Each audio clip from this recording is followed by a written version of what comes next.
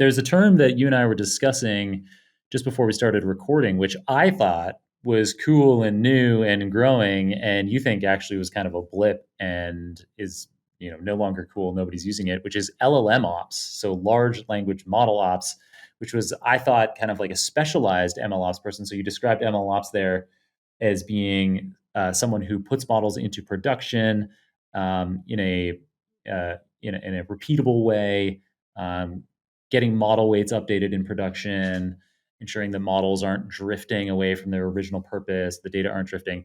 And so LLM ops, I thought involved extra specialization in order to be able to handle the typically billions, sometimes now even trillions of model parameters that we have when we're training and deploying a large language model. So it seemed like there was kind of this extra specialization there in LLM ops. But yeah, you say that it's not really a term that's taking off anymore.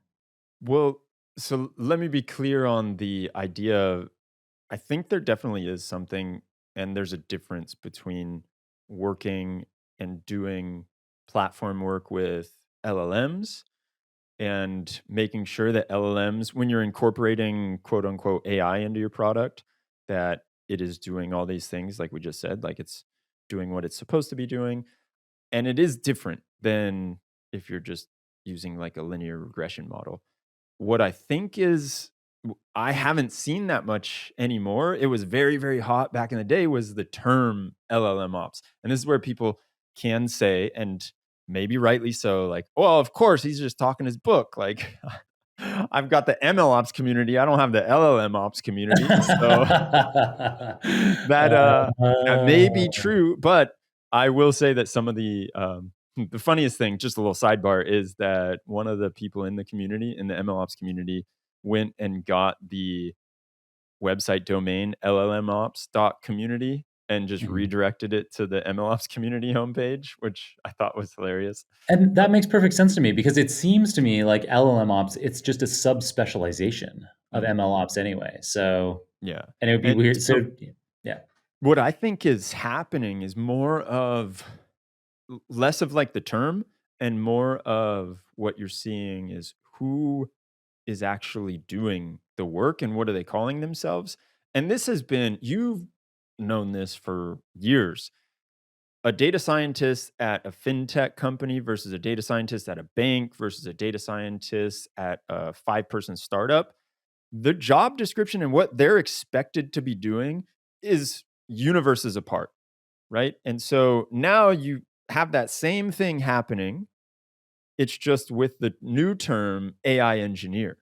And we've had all these different terms come up over the past 4 or 5 years, whether it's a data scientist or a full stack data scientist or an ML engineer or an applied AI scientist or I've even heard like deep learning engineer, all of these different terms. And now it seems like there's a lot of consolidation or people are agreeing on the idea of an AI engineer. What I and an AI engineer I think is starting to be like, well, is it someone that just prompts a model and then can like add some front end to that? That person can call themselves an AI engineer, or is it a platform engineer that typically is looked at as like someone that's doing ML ops work and they're putting not only linear regression models into production, they're also able to take like a Mistral or a Llama and then add that to the platform. And so there's a huge spectrum of what it is. And coming back to the question of like, oh, is LLM ops a thing?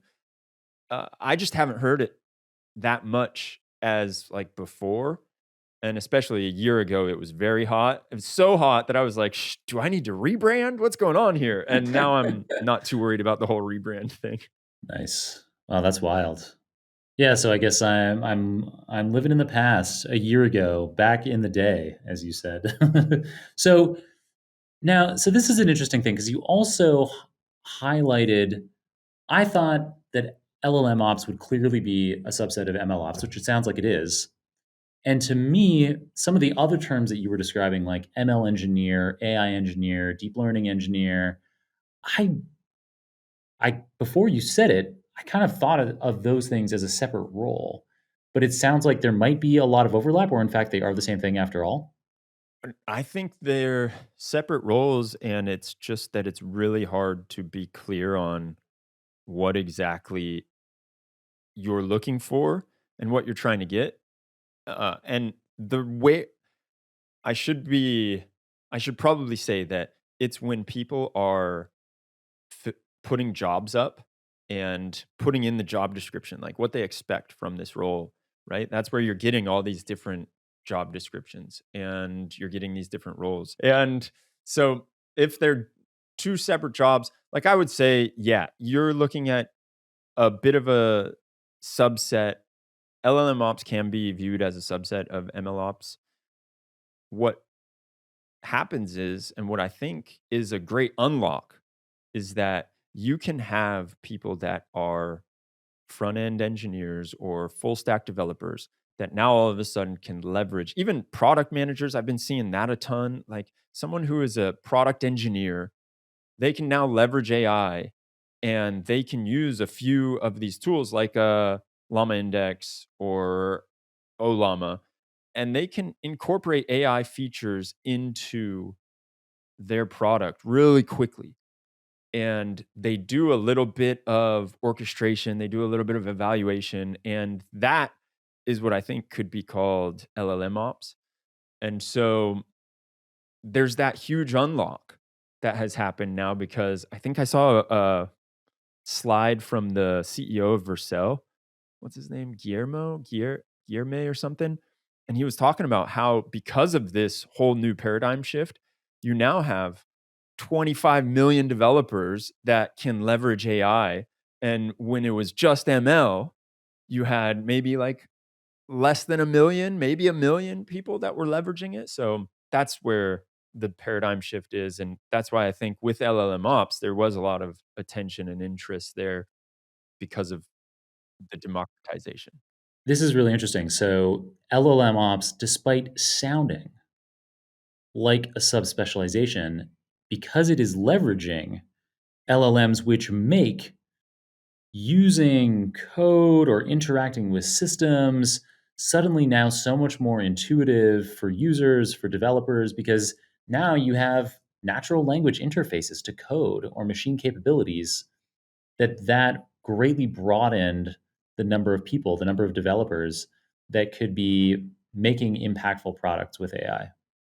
Yeah, I look at the Interesting. story of Philip, my friend Philip Carter from Honeycomb, and he wrote a great blog post all about like the hard part of LLMs that nobody's talking about. And basically, he was saying, Yes, that was super popular. yeah, it was Yeah. incredible. I loved it. I think it struck a chord with a lot of people because they were feeling that pain, and he just like put words to the pain that everyone was feeling.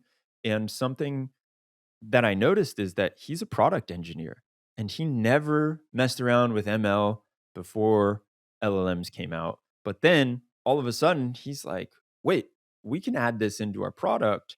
And now people can, they're an observability tool. Now people can just like type in natural language what they want done, and we can try and make that happen. And so he added LLMs or AI capabilities into the product, him as like a product engineer, right? And so that type of stuff doesn't really happen on the ML side. I don't think it's as common.